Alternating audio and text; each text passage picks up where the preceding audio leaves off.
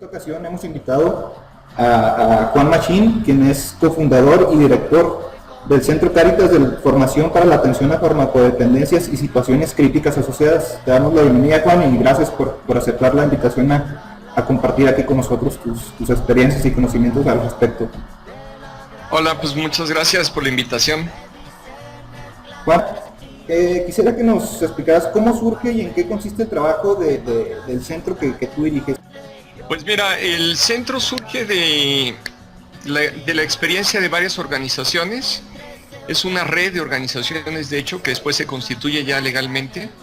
Y bueno, estas organizaciones pues son pioneras en México en el tema de la atención a jóvenes y en particular al tema de consumo problemático de sustancias psicoactivas. Y tuvimos la oportunidad de conocer a Roberto Merlo y a Efren Milanese, que son colegas italianos expertos en temas de drogas, y que empezamos a tener una serie de seminarios con ellos que en el 94 permitieron elaborar un protocolo de investigación que se presentó a la Unión Europea.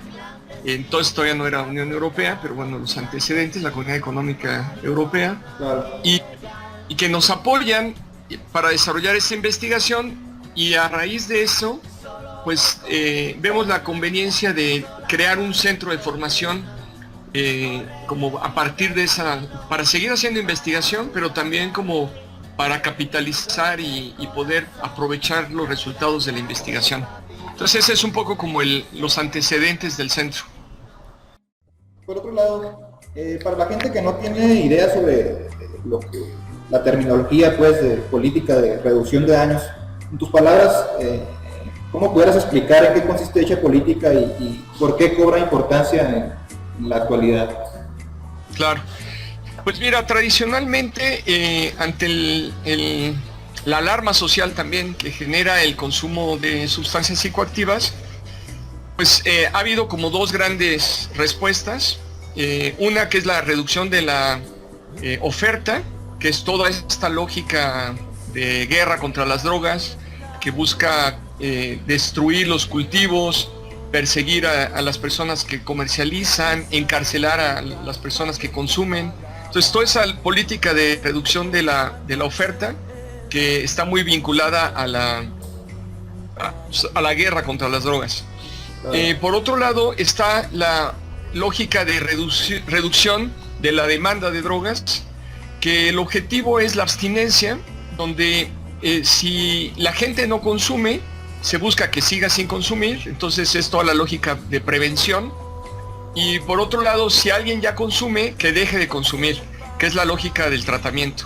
Entonces, ante estas dos como lógicas, que su objetivo es la erradicación de las drogas o la abstinencia como única meta, surge una política más racional, más acorde a la realidad y más pragmática, que dice, bueno, las drogas han estado ahí, seguirán estando ahí, y el tema es más bien cómo reducimos los daños y los riesgos asociados a ese consumo. Entonces, el objetivo no necesariamente es la abstinencia podría ser una de las formas de reducir riesgos y daños, pero en realidad, partiendo de que hay el consumo, ¿cómo se pueden disminuir los daños asociados a este consumo? Entonces, por ejemplo, tú mencionabas el tema de las personas que consumen heroína de forma intravenosa. Entonces, la política de reducción de riesgos y daños cobra mucha más importancia precisamente en los 80, con la aparición del VIH, y entonces como una forma de evitar infecciones a través de el compartir las jeringas, y entonces cobra como una política de salud pública en muchos países, ¿no? En el caso de México, aparte de la reducción de los riesgos asociados al consumo intravenoso, nosotros llegamos a esta lógica y a esta política, más bien pensando en la Ciudad de México y en Cuernavaca, en Morelos. El consumo está muy asociado a procesos de estigma, de marginación, de exclusión social, y entonces los riesgos y los daños asociados al consumo son precisamente estos procesos de exclusión. Entonces nosotros llegamos a la perspectiva de reducción de daños desde la reducción de la exclusión social. Y hay otras estrategias, como por ejemplo el alcoholímetro, que es, bueno, el problema no es que alguien tome, sino que alguien tome y maneje, y entonces el alcoholímetro sirve como para reducir los daños o los riesgos asociados al conducir en estado de ebriedad, por ejemplo, ¿no? Y así hay muchas estrategias en esta lógica. Pero Estados Unidos, en su lógica de guerra contra las drogas, y como la abstinencia y por un mundo libre de drogas, pues se ha opuesto sistemáticamente a esta política, siendo que en realidad es una política que ha funcionado, que salva vidas, que salva a las personas de muchos problemas y que además ahorra dinero, ¿no? Entonces por eso lo han adoptado muchísimos países, y ha habido incluso al interior del sistema de Naciones Unidas pues grandes pues enfrentamientos entre ONUD, que es el organismo de drogas y delito, y por otro lado ONUCIDA, la OMS, la OPS, etcétera, donde la política de reducción de daños pues está completamente legitimada, y sin embargo pues se oponen porque es una cuestión más bien ideológica, política, ¿no? Claro, muy interesante esto que comentas, el fenómeno de la política la forma de asumir pues el fenómeno bajo la óptica de reducción de daños tiene que ver mucho más allá de la sustancia, como mencionas, claro, en el aspecto social de la marginación que se da en este tipo de poblaciones. Juan, por otro lado, quisiera que nos hablaras un poco hemos leído sobre un modelo que se consolidó, el modelo ECO 2, o no sé si sea la forma, tiene el 2 último, parece así como si fuera al cuadrado, o si es ECO al cuadrado. Entonces sabemos que este modelo surge de un esfuerzo por parte tanto de tu centro, junto con que a su vez forma parte de la Red Mexicana de Organizaciones que intervienen en situaciones de sufrimiento social, la REMOIS, y que desarrollaron este modelo para la intervención en el fenómeno de las drogodependencias. Nos gustaría que nos explicaras a grandes rasgos en qué consiste dicho modelo. Claro, precisamente la investigación que hicimos del 95 al 99 es la que da origen a este modelo. Es un juego de palabras, ECO al cuadrado, muy bien lo dices, pero la mayoría de la gente dice ECO 2. Sí. Es un juego de palabras donde, viendo cuáles eran como los elementos más importantes, pues veíamos que era por un lado una perspectiva de la epistemología de la complejidad, otro es el aspecto de la ética y el énfasis en lo comunitario. Entonces, viendo esas palabras, epistemología, complejidad, ética y comunitario, pues se repite la E y se repite el CO. Sí. Entonces, eco, y entonces haciendo un juego ahí como de si fuera álgebra, pues ECO al cuadrado. Claro. Entonces el modelo, después nos dimos cuenta que en realidad era un metamodelo. Era un modelo para desarrollar modelos de intervención para que respondiera a fenómenos diversos y en contextos distintos. A diferencia de la guerra con las drogas, que más o menos se puede uniformar, ¿no? y pensar en términos como globales, nosotros pensamos que la intervención, para que sea efectiva, pues tiene que responder a las dinámicas concretas, locales, y que cada fenómeno social pues se va a manifestar diferente en distintas comunidades. Entonces, el ECO 2 en realidad ayuda para que los equipos desarrollen sus propios modelos de intervención que respondan a sus contextos concretos.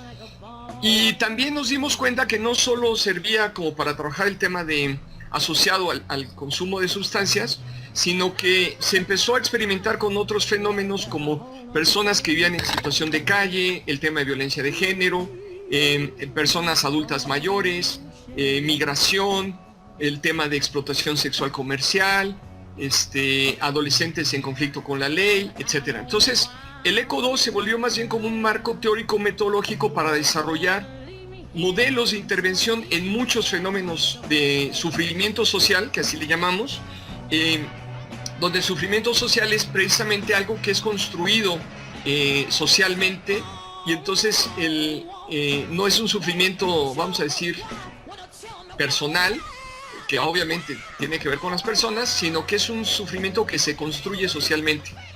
Entonces, bueno, el ECO 2 es como este marco teórico metodológico para desarrollar estos modelos específicos de intervención en contextos determinados que hacen énfasis en algunos elementos como las redes sociales, la comunidad, las representaciones sociales, etc.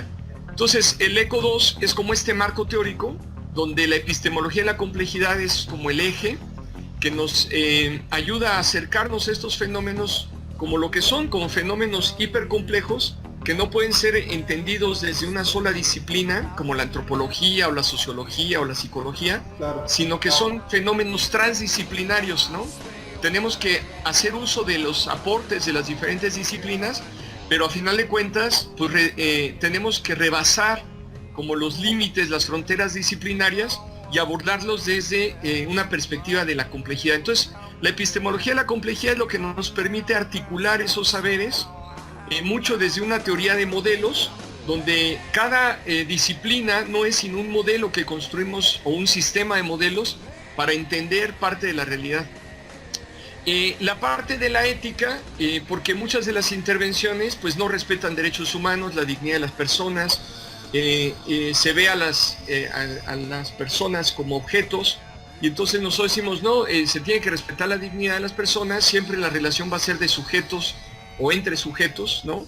Se tiene que poner mucho énfasis en el tema de la equidad de género, el respeto a la diversidad, etcétera. Entonces, ese es como otro de los elementos. Y el último, el énfasis en lo comunitario.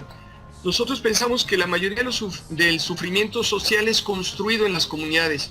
Tiene una dimensión macrosocial que tiene que ver con políticas públicas, que tiene que ver con un sistema neoliberal, depredador, ¿no? De un capitalismo salvaje, pero también, en particular, estos fenómenos de exclusión están muy anclados en las dinámicas comunitarias, sobre todo en una representación social negativa de ciertas personas que legitiman el que se les excluya, ¿no? Entonces, por ejemplo, una persona que es consumidora, si la representación social es de que es una persona viciosa, delincuente, etcétera, pues las personas se van a relacionar desde esa representación y entonces los van a excluir o van a dar respuestas que van a generar estigma, marginación.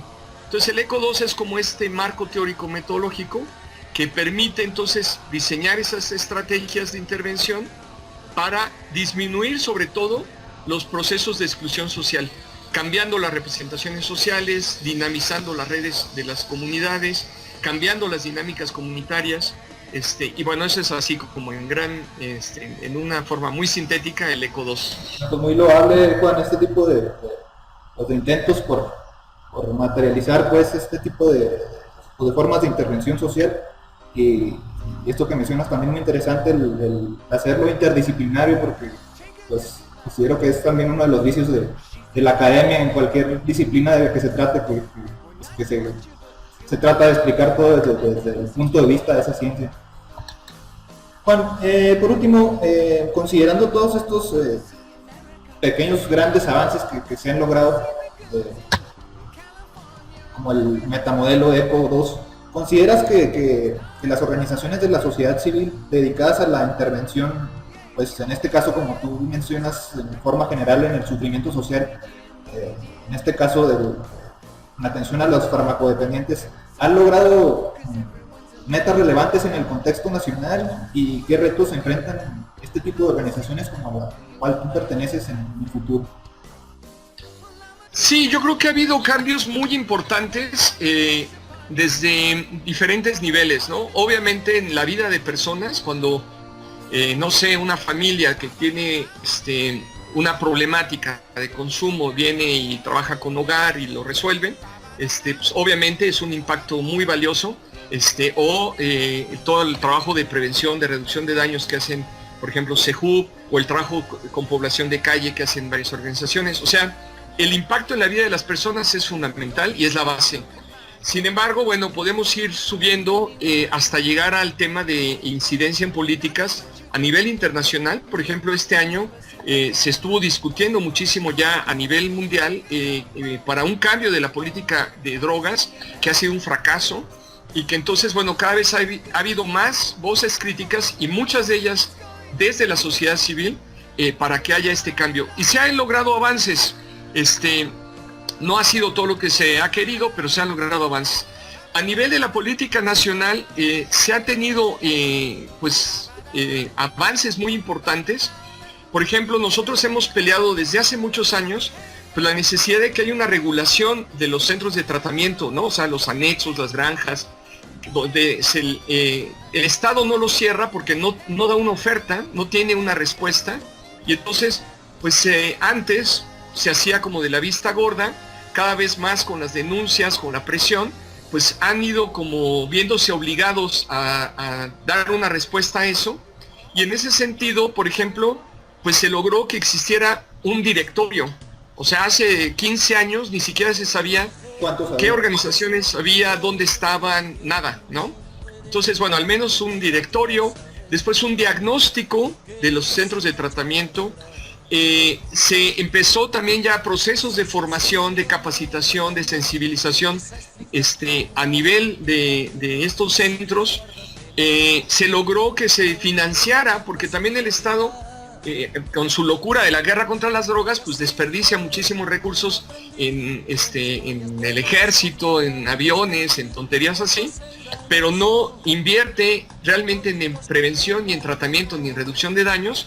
Y entonces, bueno, se ha logrado que haya financiamiento para que haya estos servicios subrogados donde las instancias estatales, ¿no? En el caso del DF, por ejemplo el YAPA, financien a las organizaciones que están haciendo tratamiento, ¿no? Les paguen una beca por el tratamiento.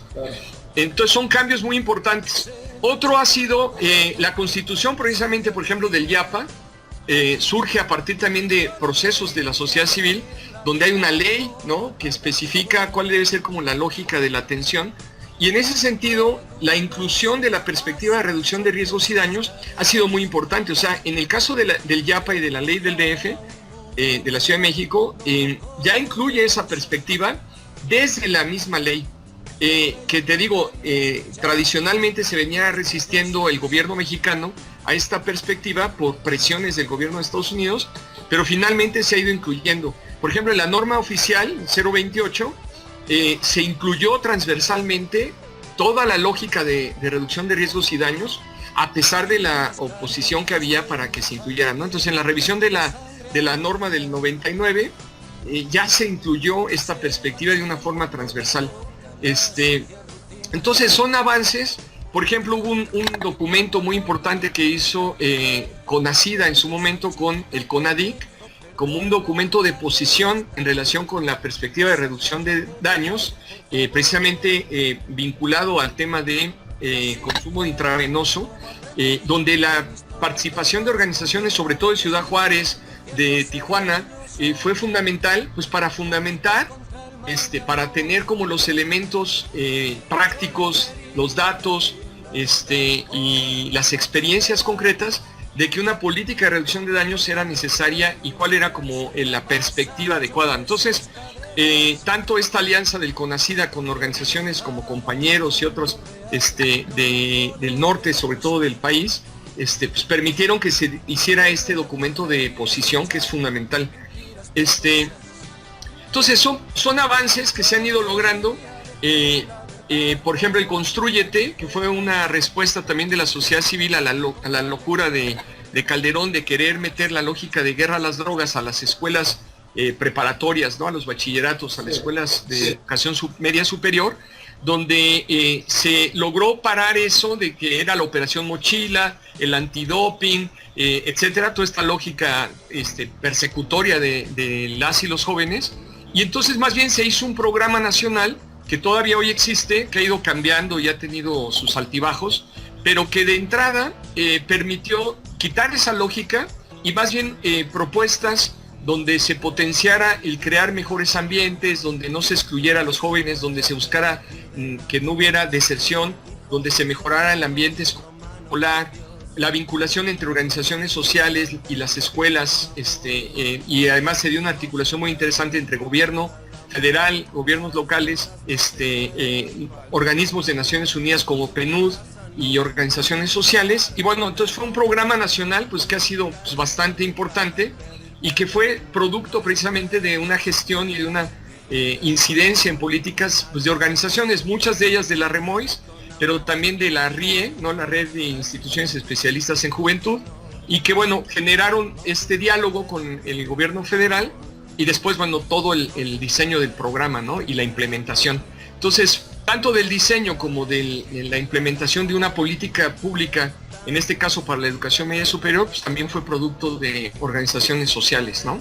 Entonces son ejemplos de este tipo, o las leyes, por ejemplo, en relación con la justicia para adolescentes, ¿no? Que también se ha incidido para tener un marco jurídico diferente, a nivel de los institutos de la juventud y de las leyes de juventud, etcétera. Entonces, son algunos de los espacios y de las temáticas que se han tenido, pues, de incidencia desde la sociedad civil, muchas de ellas pues, en estas redes, ¿no? Que han sido la RIE, la REMOIS, y otras. Bueno, pues Juan, pues ha sido muy, muy enriquecedor pues las experiencias que nos has narrado, de compartir contigo la perspectiva pues de este tipo de organizaciones. Te agradecemos mucho que hayas compartido con nosotros algo con lo que te quieras despedir, decir a la gente que nos está viendo, que nos escucha. Órale, gracias. No, pues al contrario, muchísimas gracias por la invitación y por la oportunidad de poder dialogar y de poder compartir. Y pues seguimos en contacto. Cualquier cosa, pues pueden visitar nuestra página de Facebook o pueden visitar la página institucional, ¿no? Del Centro de Formación. Y pues ahí pueden descargar muchos de los materiales, casi todos los libros que tenemos son abiertos y los pueden descargar ahí del Centro de Formación, ¿no? En la página de Facebook. Vale, muchas gracias Juan, estamos en contacto. Órale, gracias a ti. Hasta luego. Hasta luego. Eso te pasó.